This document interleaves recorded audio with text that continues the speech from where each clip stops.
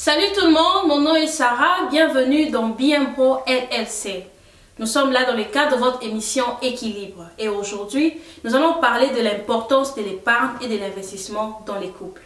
Tel que vous pouvez le remarquer, je ne suis pas seule, je suis avec mon invité, c'est une personne qui travaille dans les banques, il a évolué pendant longtemps et avec lui nous allons discuter, il va nous dire comment épargner et pourquoi c'est utile pour les familles. Et je m'en vais dire bonjour à mon invité. Bonjour Papa Emmanuel. Bonjour Maman Sarah. Très content de vous avoir dans notre plateau. Tout le plaisir pour moi. Merci beaucoup.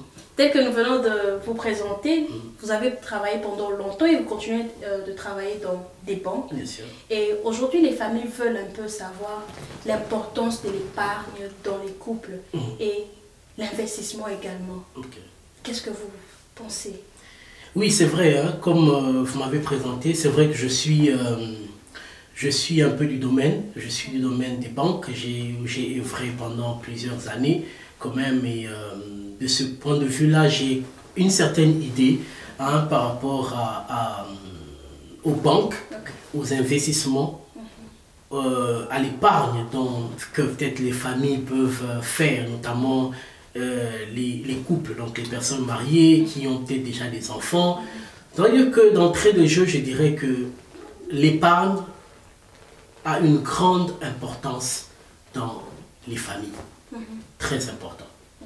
Et pouvez me dire un peu comment épargner, parce que d'autres se disent, nous avons un petit salaire, les revenus ne sont pas assez, comment nous pouvons épargner? Surtout ici en Amérique, beaucoup de familles vivent que chèque après chèque. C'est-à-dire ils dépendent seulement de ce chèque. Si on ne paye pas ce mois-là, si un parent n'arrive pas à travailler ce mois-là, il y aura un déficit parce qu'ils n'ont pas aussi d'épargne. Comment ils peuvent épargner avec un petit revenu? Voilà, ça c'est une très bonne question. En tout cas, la question, elle vaut en tout cas son pesant d'or. En fait, je dirais ceci. Ça c'est un conseil que je voudrais donner à tous les couples, à toutes les familles, en tout cas, et toute personne d'ailleurs. Ce n'est pas seulement les couples, parce que bon, pouvez ne pas être marié aussi, mais bon, épargner, ça concerne tout le monde. Ce n'est pas seulement une affaire de couple, mais bon, ici, dans le cadre de notre émission Équilibre, nous sommes beaucoup plus focus sur les couples, mais bon, je crois que ça peut concerner tout le monde. Voilà, votre question, elle est vraiment pertinente. Comment épargner? Surtout dans le cas où, comme vous avez dit, il y a un problème des revenus, les revenus ne sont pas assez, c'est-à-dire que vous allez payer chèque après chèque, tout ça, chaque semaine, voilà, tout l'argent qui entre, tout sort directement, c'est-à-dire qu'il y a déjà des factures qu'il faut payer, il y a déjà tout cela. Alors, vous avez du mal même, vous pensez que c'est impossible d'épargner. Mais non, je vous dirais le contraire. C'est possible d'épargner. Que ce soit que vous soyez à l'aise financièrement ou que vous soyez un tout petit peu coincé, mais vous pouvez épargner. Parce que ce que je veux dire est très important. Épargner, c'est ne pas donner ou mettre de côté tout ce que vous gagnez et puis rien avoir en main pour couvrir toutes les dépenses, mais épargner, et l'épargne qui vaut et qui tient, c'est épargner un montant que vous ne sentez pas que vous avez épargné. Je prends un exemple simple. Vous êtes payé, ça c'est un exemple seulement, vous êtes payé par semaine 300 $. Vous avez un chèque de 300 $ chaque semaine. Vous dites, voilà, avec les 300 $ que je reçois, j'ai quand même besoin d'épargner un tout petit peu. Épargner, ça veut dire que vous préparez quelque chose, vous voulez acquérir un bien ou vous voulez encore épargner pour votre progéniture. Ne choisissez pas sur les 300 $, vous prenez 100 $, vous épargnez et vous gardez 200 $. Ou vous épargnez 200 $, vous gardez 100 $. Je vous assure, en tout cas, à 99% que cette épargne-là ne tiendra pas. Ça ne tiendra pas parce que vous aurez toujours tendance à recourir encore à cet argent-là pour couvrir d'autres bénéfices, pour d'autres dépenses, excusez-moi. Qu'est-ce que vous pouvez faire? C'est prendre le montant le plus insignifiant, le mettre dans votre compte épargne. Parce qu'en ce moment-là, vous ne sentez pas que vous avez épargné et cet argent-là est gardé. Sur 300 $, prenez 20 $. Ou vous dites, voilà, je prends 1% de cet argent-là. Ne fût-ce que 30 $, je mets ça de côté. Vous gardez le 270. C'est-à-dire que vous ne sentez pas que vous avez épargné. C'est là la première étape. Vous commencez à comprendre que épargner a un sens. C'est seulement dans ce cas-là. Ça, c'est un exemple parmi tant d'autres. Ça, voilà, c'était juste pour répondre à votre question par rapport aux personnes qui n'ont pas assez de revenus ou qui sont vraiment coincées financièrement. Voilà. Là, si nous avons très bien compris, c'est-à-dire, n'attendez pas que vous ayez beaucoup d'argent pour épargner. Avec le peu que vous avez, vous pouvez soit prendre le 10% ou même le peu, moins que ça, mais un montant qui ne vous dérange pas, un montant insignifiant, un montant qui ne vous prend pas la tête. Mais le petit montant, vous pouvez déjà commencer à épargner. Et qu'est-ce que vous pensez de l'investissement dans les couples? L'investissement dans le couple, d'ailleurs, pour revenir, je prendrai votre question, pour revenir encore à ce que vous avez dit, c'est-à-dire que épargner, ce n'est pas une affaire de riches. Ça, je voudrais déjà le dire. Ce n'est pas une affaire de riches. Ou ce n'est pas une affaire des personnes qui gagnent beaucoup d'argent. Non, pas du tout. Épargner, c'est pour tout le monde. Il y a beaucoup de formes d'épargne. Vous voyez, on a tous vécu au Congo, hein, nous connaissons un peu comment les gens épargnaient, Ekonzo, tout ça. Vous avez une petite boîte, vous allez jeter un peu d'argent, tout ça. Tout ça, ce sont des formes d'épargne. Mais n'attendez pas à avoir des millions pour épargner. Ou n'attendez pas à avoir des milliers de dollars pour épargner. Pas du tout. Avec le peu que vous avez, organisez-vous, prenez le petit que vous mettez. Imaginez-vous un peu que chaque semaine, vous mettez de côté 20 $. Ne fût-ce que 20 $. C'est-à-dire que par mois, vous vous retrouverez avec 80 $ parce que vous avez 4 chèques. Vous avez 80 $. Essayez de multiplier 80 $ fois 12 $. Et fois 12 mois plutôt. Fois 12. C'est-à-dire que, en soi, comme ça, vous pensez que c'est rien. Mais c'est quelque chose déjà. C'est quelque chose que vous avez déjà de côté, que vous ne touchez pas. Alors, votre question par rapport à l'investissement, c'est très important. Investir, ça veut dire que quand on investit, c'est pour un but, c'est pour quelque chose. C'est pour atteindre un objectif donné. Vous avez besoin d'acquérir un bien, une maison, vous avez besoin d'investir pour vos enfants. C'est-à-dire que c'est très important dans les couples. Les couples doivent de plus en plus penser à investir pour le futur. Il y a beaucoup de formes d'investissement. Je pense que nous pourrons en parler au cours de cette émission. Et quel conseil vous pouvez donner? Bientôt là, nous allons arriver au moment de taxes. Par exemple, aux États-Unis, dans beaucoup d'autres pays aussi, où nous allons déclarer nos taxes. Et quelles sont les idées que vous pouvez donner aux familles? Qu'est-ce qu'ils peuvent faire avec cet argent? Parce que la plupart des personnes, dès qu'ils font leurs taxes, ils s'achètent des véhicules. D'autres vont changer leur garde-robe. D'autres vont changer le meuble à la maison. Et juste après un mois qu'ils aient reçu cet argent de taxes, ils n'ont plus rien. La vie reprend à la normale. Quelles sont les idées que vous pouvez donner? Comment ils peuvent utiliser efficacement cet argent-là? Très bonne question. Très bonne question. Et là, je m'adresserai vraiment aux couples alors, qui ont des enfants, qui ont des enfants avec eux, que ce soit petits ou grands enfants. C'est que vous venez de dire, cette histoire de taxes, tout ça, retourne, tout ça, c'est quelque chose qui, au fait, dérange beaucoup de personnes. Et tout le monde est un peu focus sur ça, quoi. On attend, voilà, je peux faire toutes les dépenses pendant l'année et j'attends seulement que cette histoire des taxes arrive. Hein. Quand je vais déclarer mes taxes, comme vous avez dit, c'est le moment d'acheter une nouvelle voiture. C'est pas mauvais d'acquérir tous ces biens, mais moi je pense que dans le cadre de l'investissement, il est important que, vous voyez, ma foi, aux États-Unis, c'est le seul moyen, je dirais pour certaines personnes, d'avoir un montant assez important du coup comme ça. Vous imaginez? Parce que bon, les gens vivent un peu comme du paycheck par chèque et tout ça, mais le seul la seule occasion où vous pouvez avoir quand même un petit rien, vraiment vous sentez que c'est quand même costaud, c'est pendant cette période des taxes. Et pour certains couples qui ont des enfants, la raison pour laquelle vous recevez cet argent-là, c'est justement le fait que vous ayez des enfants. Que vous ayez ce montant-là un tout petit peu gonflé. C'est fait que vous avez des... C'est-à-dire que c'est l'argent qu'on donne, mais une partie de cet argent-là est pour les enfants. C'est vrai que vous avez travaillé toute l'année, vous avez droit à déclarer les taxes, mais une grande partie de cet argent-là, c'est pour aussi les enfants. Alors, vous devez penser à investir, comment on dit, à faire un investissement par rapport à cet argent-là. Comment? Vous recevez un montant, par exemple, je prends l'exemple 5 000 $.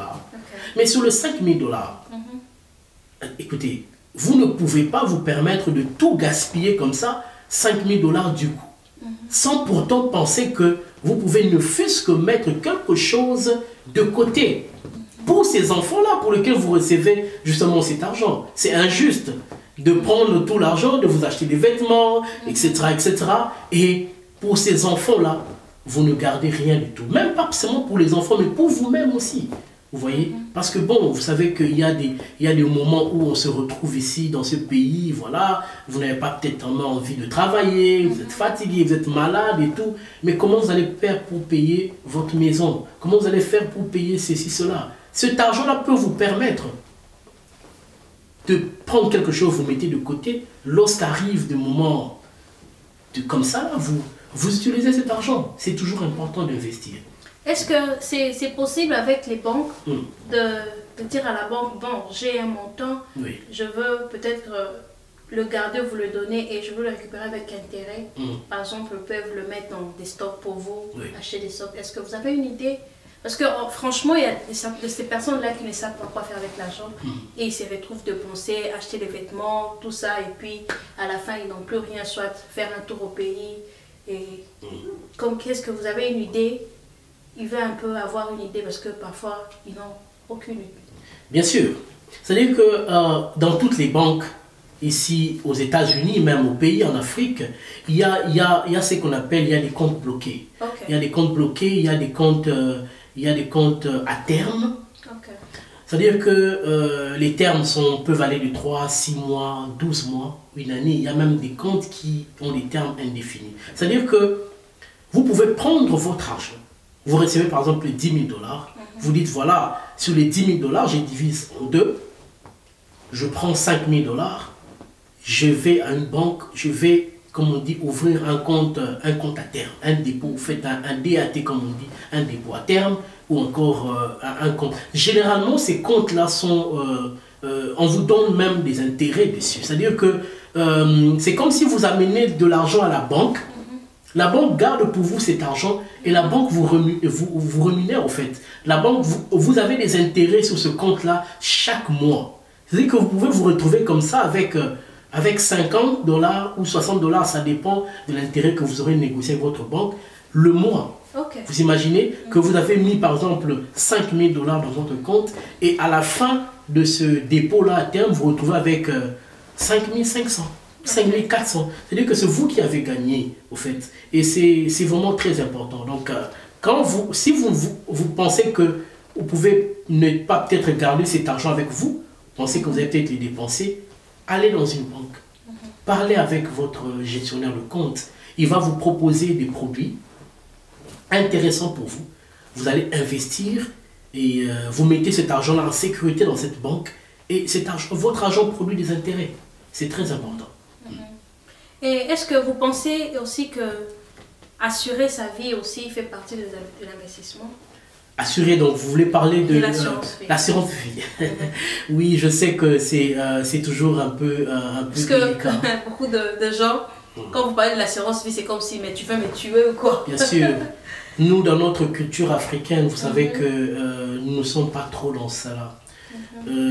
Un jour même personnellement, quand j'étais encore au pays, tout ça, j'ai conseillé un monsieur, je lui ai dit, écoutez monsieur, vous avez 50 ans, écoutez, vous devez déjà penser à avoir votre assurance vie. Il me regardait comme si, voilà, comme si je tombais un peu du ciel. Il dit, mais monsieur, vous voulez ma mort? J'ai dit, monsieur, je ne veux pas votre mort. Non, au contraire, je veux que vous puissiez vous mettre à l'idée qu'un jour, que vous le vouliez ou non, vous allez partir. Et lorsque vous partez, nous connaissons combien ça coûte, tout ce que ça coûte lorsque, on n'aime pas le dire, ou soit un père, ou décède ou quoi. Alors, mais votre progéniture, nous parlons d'investissement. L'assurance vie, moi je conseille à tous de ne pas craindre cette histoire. Ce n'est pas parce que lorsque vous allez souscrire à une assurance vie que vous mettez comment on dit, peut-être un terme à votre vie. Pas du tout. Au contraire, c'est un investissement que vous faites pour la progéniture. Après vous, qu'est-ce qui arrivera? C'est ça le problème. Après vous. Vous voulez qu'après vous, la famille se disperse comme surtout ce qui se passe ici, la communauté, quand quelqu'un meurt, vous commencez à cotiser parce que il n'a pas de famille, il n'y a pas d'argent et tout. Vous devez commencer à cotiser pour le funérail, le fisc pour le funérail. Parfois c'est je ne dirais pas que c'est une honte, mais pour nous qui vivons dans ce pays ici, qui connaissons quand même assez certaines choses, moi je pense que nous ne pouvons plus tomber dans ces genres de choses. Parce que pratiquement aujourd'hui, il y a toutes les banques, il y a beaucoup de firmes ici financières qui offrent ces histoires d'assurance vie que vous pouvez prendre. Et à votre mort, votre famille touche cet argent, vos enfants, votre épouse peut-être, qui reste, ou votre époux. Et ça permet d'organiser des funérailles. Écoutez, je sais qu'on n'aime pas trop parler de ces choix de mort, mais qu'on le veuille ou non, ça arrivera. Donc c'est un investissement. Merci beaucoup. Papa Emmanuel a dit c'est vraiment un investissement. Et en parlant de l'assurance vie, nous avons eu à avoir une interview avec une personne qui travaille avec New York Life. Et avec lui, il nous a un peu donné plus en détail de quoi il s'agit, comment ça se passe. Et je vous demande de rester connectés, de suivre, et nous allons revenir avec Papa Emmanuel. Merci. Bonjour Papa Déo. Bonjour. C'est un plaisir pour moi d'être dans ce programme. Je m'appelle Déo Gracia Soumouniaga. On m'appelle famille, on m'appelle Déo. Juriste de formation. Je suis actif maintenant aux États-Unis dans le domaine d'investissement et assurance, surtout avec la compagnie New York Life que je ne représente pas même. Merci beaucoup. Et nos abonnés ont besoin de savoir un peu plus sur l'assurance vie. Est-ce que vous pouvez nous dire en quelques mots c'est quoi une assurance vie? Bien sûr. Une assurance vie est un contrat par lequel l'assureur s'engage à verser une rente ou un capital à une personne des souscripteurs et moyennant une prime. Ce versement se fait selon le type de contrat souscrit. Il y a deux sortes d'assurance vie, un contrat d'assurance en cas de décès et un contrat d'assurance en cas de vie. Et le contrat de décès, en cas de décès, il y a deux formes. Pour toute la vie, il y a une durée déterminée. Ça peut être 10 ans, 20 ans, 30 ans. Deux sortes d'assurance vie. Il y a une assurance vie pour toute la vie et une assurance vie qui est juste prévue pour quelque temps bien déterminé. Ouais. Ok. Et quel conseil vous donnez à ceux qui veulent souscrire? Est-ce qu'il faut seulement être parent ou bien même si vous êtes célibataire, vous pouvez souscrire à une assurance vie? Il est bon de prévoir dans la vie. Ce qui est certain, c'est que la mort nous attend tous. Nous allons finir nos jours un jour sur cette terre. Mais nous ne savons pas quand cela arrivera. Pour certains, ça arrive tôt et d'autres, ça arrive tard. Et pour ne pas être surpris par l'effet temps, il est bon de pouvoir prévoir un fonds à verser aux personnes qu'on aime. On n'a pas besoin d'avoir des enfants, mais on a simplement besoin d'avoir un intérêt sur certaines personnes. Ça peut même être des personnes morales, même une institution. Les gens qui ont des polices d'assurance en faveur de certaines institutions, des églises, bien des organismes sans but lucratif. On n'a pas besoin d'avoir une famille et même les jeunes le peuvent parce qu'ils ont envie d'avoir des familles plus tard. Même s'ils n'en ont pas, il y a des personnes qu'ils aimeraient bien soutenir un jour. Et il y a une autre forme aussi d'assurance vie qu'on prend pour les enfants. Et en cas d'assurance vie perpétuelle, à vie, il y a une possibilité de recevoir des fonds pendant qu'on est en vie. On peut utiliser ce genre de fonds pour financer les études des enfants. On peut utiliser ce genre de fonds pour faire face à certaines situations de la vie. Est-ce que l'assurance vie est totalement différente du testament ou bien c'est deux choses qui vont ensemble? Bon, évidemment, il y a un lien à la mort. Le testament n'est rien d'autre que l'expression de la volonté d'un individu.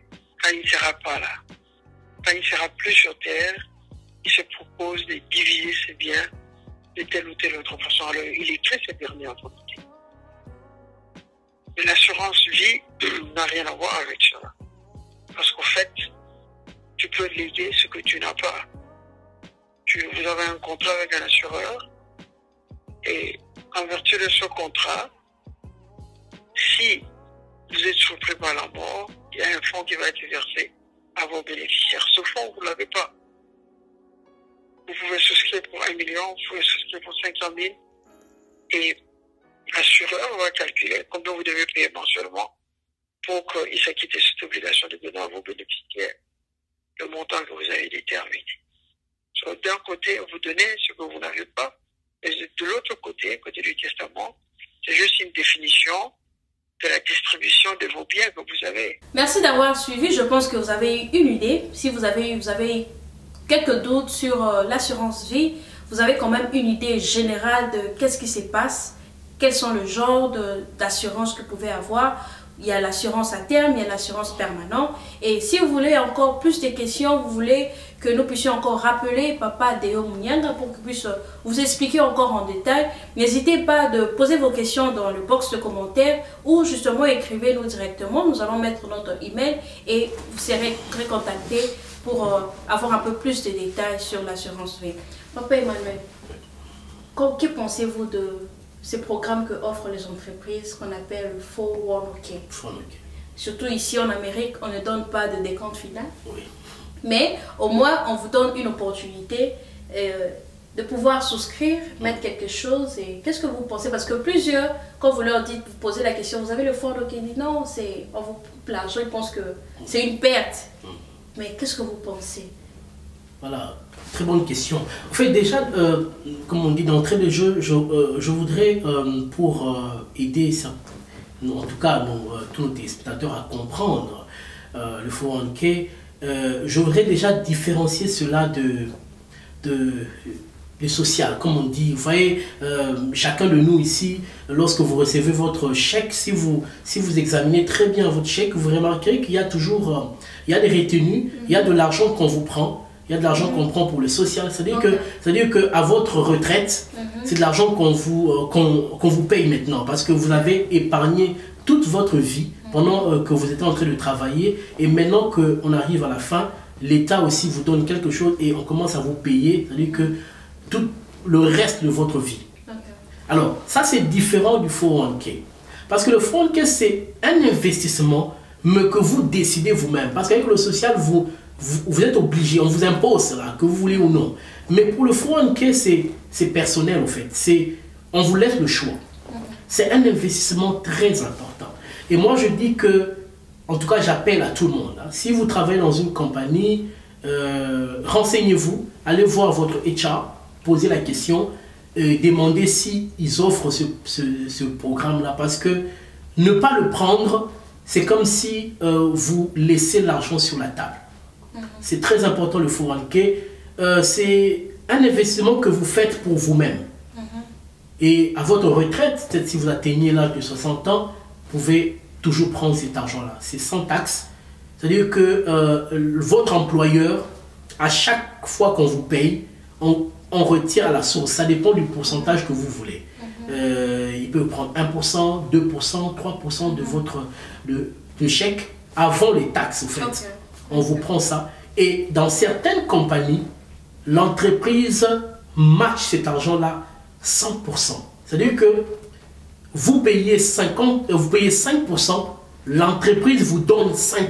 Donc c'est comme l'argent gratuit. Gratuit. Voilà pourquoi j'ai dit qu'il ne faut pas le laisser sur la table. Okay. On ne laisse pas l'argent sur la table. Aux États-Unis, on prend tout ce que vous voyez. Donc profitez de cela. Le 401k, c'est très important. Et d'ailleurs, pourquoi cet investissement est très important? Parce qu'il y a des moments où vous pouvez vous retrouver vraiment coincé.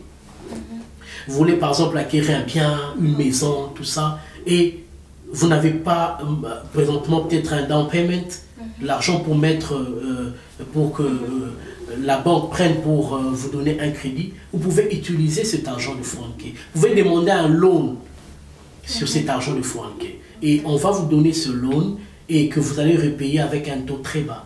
Très bas. Donc c'est très important. Papa Emmanuel, nous avons besoin un peu d'un conseil pour le couple parce que très souvent on retrouve, surtout dans ces pays où la femme travaille, l'homme aussi travaille, chacun veut investir de son côté. La femme veut faire ses affaires à elle et puis le mari aussi veut faire son investissement à côté. Et apparemment ça ne marche pas parce que ce n'est pas facile d'investir comme ça seul. Mais qu'est-ce que vous pensez un peu? Quel conseil vous pouvez donner au couple pour qu'ils puissent un peu réussir, qu'ils soient un peu efficaces dans leurs investissements? Oui, merci beaucoup. Très bonne question. Et ça, c'est vraiment c'est un épineux problème. C'est un problème très sérieux avec la plupart des couples. Vous savez, nous ne sommes plus à l'époque de peut-être de nos parents. Vous savez, à l'époque, nos parents, c'était au fait le papa qui travaillait lui-même. Et la maman était plus à la maison. Nos mamans ont vraiment été plus des femmes ménagères que... Aujourd'hui, c'est tout à fait le contraire. Dans ce genre de couple, il ne se pose pas beaucoup de problèmes parce que c'est l'homme qui ramène l'argent et tout. Voilà. Enfin, bref. Maintenant, dans le couple aujourd'hui, surtout dans ce pays-ci, où la femme travaille, l'homme travaille, vous avez tous des revenus. Parfois, même la femme gagne plus que l'homme. Ça peut arriver. Comment penser investir? Et c'est là que moi je dis, c'est très important de communiquer. Communiquer. Et il faut une certaine sincérité dans ce genre de choses. Si vous avez besoin de... Vous êtes un couple, vous n'êtes pas unis comme ça juste pour... voilà, ou c'est pas... Mais vous êtes un couple. Qui dit couple dit une personne. Et vous ne pouvez pas être une personne seulement pour autre chose, mais pour les finances, vous êtes deux personnes. Là, c'est compliqué. Voilà pourquoi certains couples, ça ne marche pas très bien parce que l'argent divise toujours. L'argent, c'est toujours un problème. La femme veut garder tout pour elle. L'homme aussi se dit, bon voilà, mais moi aussi je garde pour moi. Je m'occupe seulement des besoins, en fait, des besoins, des maisons. Mais tout ce qu'il y a comme à côté là, je garde ça pour moi-même. Mais vous n'arriverez pas à bien épargner ou à bien investir dans ce genre de situation. Vous devez vous parler, vous devez communiquer. Voilà, vous avez un projet. Vous voulez peut-être épargner pour les enfants. Et vous devez vous mettre ensemble.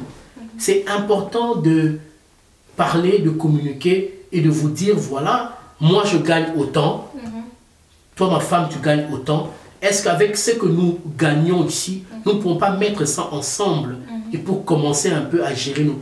C'est toujours bien, vous savez, c'est toujours bien de faire ça. Vous verrez qu'il y a voilà, une certaine transparence, pas trop de suspicion, tout ça. Moi, je conseille au couple de le faire, de parler entre eux. L'homme n'est pas obligé, hein, parce que à certains hommes, ça dérange un peu de venir dire ouvertement à sa femme, écoutez, moi, je gagne autant. Ou la femme aussi a toujours peut-être quelque chose derrière la tête pour dire, si je dis tout à mon mari, ça sera compliqué. Non, pas du tout. Si vous voulez vraiment cette harmonie dans le couple, c'est important en matière de finances. S'il y a une chose qui brise aussi les couples, c'est les finances. Oui, en cette matière-là, généralement, il n'y a vraiment pas l'attente, quoi. Mais il faut arriver à vous surpasser, vous dire que c'est de l'argent, en fait. C'est de l'argent. L'argent, c'est l'homme qui travaille l'argent. En fait, l'homme, quand je dis l'homme, c'est nous qui travaillons l'argent. Mais il ne faut pas que l'argent, à un certain moment, puisse influencer tellement nos vies jusqu'au point de nous détruire. Voilà pourquoi nous devons communiquer. Communiquer avec votre mari, communiquer avec votre femme par rapport à l'investissement que vous voulez. C'est très important. Bien, donc si on a bien compris, la communication est très importante dans le couple, dans le mariage.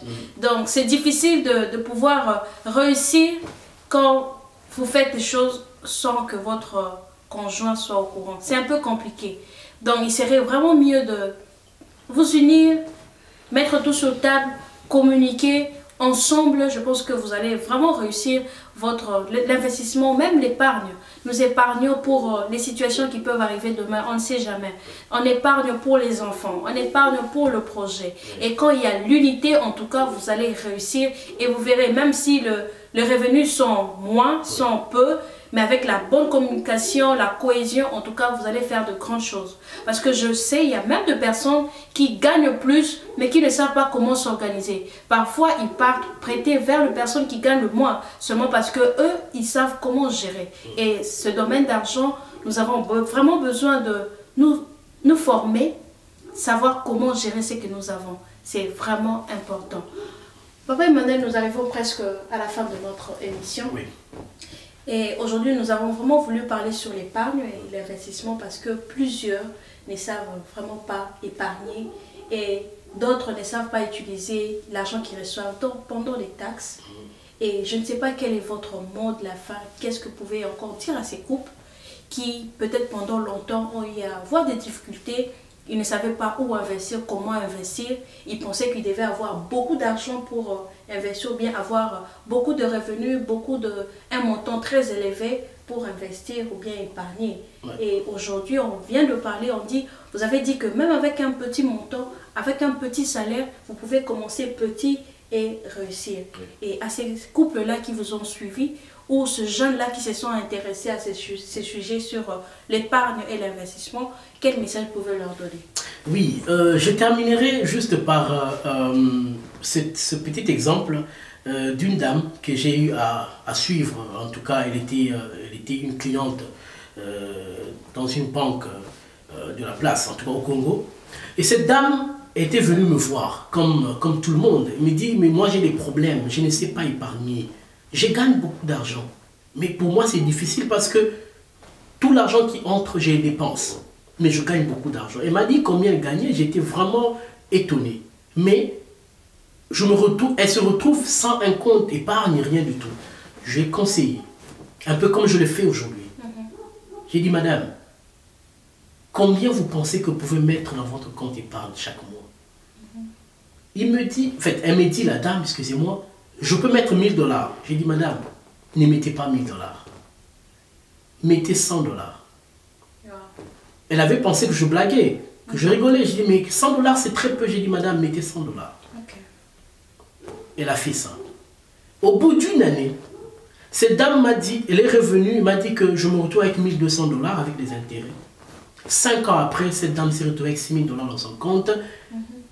Un compte auquel vraiment elle n'avait pas fait, elle ne touchait même pas. Elle n'avait pas besoin de ça parce qu'elle gagnait déjà de l'argent. Mais elle se retrouvait avec 6000 $. Comme ça, sans projet, rien du tout, qui était là à la banque. Elle est venue me remercier pour dire, tu m'as donné un bon conseil. Aujourd'hui, je comprends qu'il ne faut pas avoir des milliers de dollars pour épargner. C'est juste la volonté. Alors, je vous lance ces défis-là. Prenez le peu que vous avez, mettez de côté. Et après, vous verrez. Et deuxièmement, pour les couples, on a dit, restez unis et la communication entre vous. Parlez, formez des projets en termes de finances, formez-les ensemble avec votre conjoint, avec votre conjointe. Ça réussit mieux. Okay. On a des exemples, nous-mêmes nous sommes des preuves. C'est-à-dire que ça réussit mieux lorsque vous le faites ensemble que séparé. Ça crée parfois des incompréhensions et ça brise l'harmonie. Donc voilà un peu, c'était ça un peu mon mot de la fin par rapport à cette émission. Je vous remercie, Maman Sarah, pour votre invitation. Et voilà, nous sommes disposés et disponibles à chaque fois que vous aurez besoin de nous. Nous ne manquerons pas de revenir à Bien-Pro. Merci beaucoup, Papa Emmanuel. C'était vraiment un grand plaisir de vous avoir dans notre plateau. Et aujourd'hui, nous avons parlé de l'épargne et de l'investissement. Et je vous prie de rester vraiment connectés. Prochainement, nous allons venir avec notre sujet, comment avoir un bon crédit. Vous savez, nous avons besoin du crédit dans ces pays pour avoir, par exemple, une maison, pour s'acheter des histoires. Si vous avez un grand projet pour l'avenir, vous devez commencer à penser maintenant à comment construire votre crédit. Je vous dis merci d'avoir suivi ces numéros. Si vous avez des questions, n'hésitez pas de nous contacter. Surtout si vous avez aimé cette vidéo, n'hésitez pas d'aimer et surtout partager. Ça sera une manière pour vous de nous soutenir. C'était vraiment un grand plaisir d'être là devant vous cet après-midi. Et je vous dis merci et à la prochaine. Bye.